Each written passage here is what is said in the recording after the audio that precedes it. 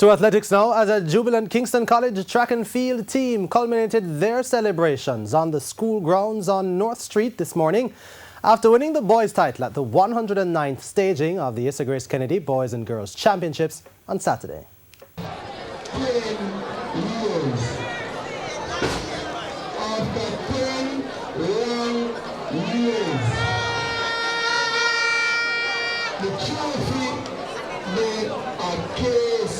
It was a type of devotion ceremony that hasn't been held at KC since 2009.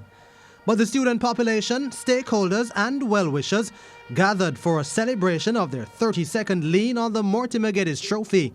In savouring victory, Captain Therese Roden says it's the start of a new era. Well, it's a great feeling knowing that after 10 years as a captain, I brought back the trophy to Kingston College where it belongs. And it's not the end of this era, you know. It's going to continue after me. Triple gold medalist Wayne Pinnock, who broke the Class 1 boys long jump and 110-meter hurdles records, says the reward is being reaped for the hard work put in.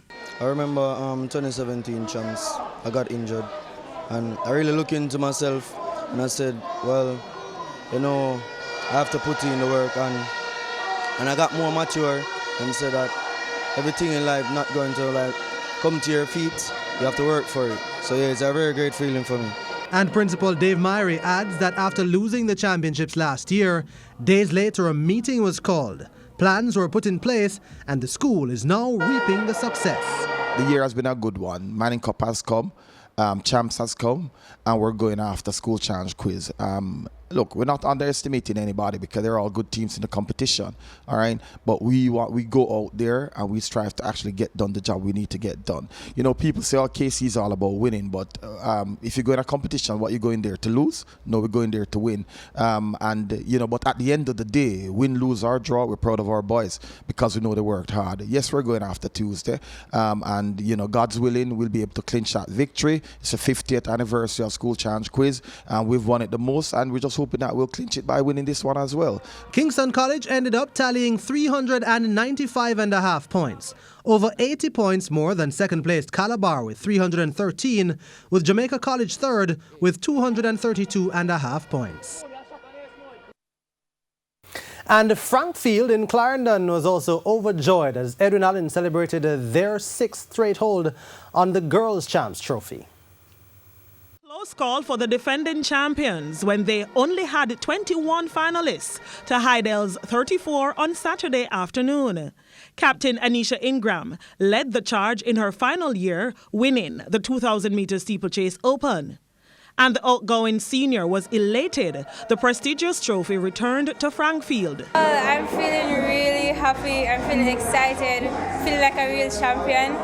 And I'm just really proud that we were able to pull it off because a lot of persons thought we would have been defeated. But as I said, we are champions and we know how to win. So I'm just really happy.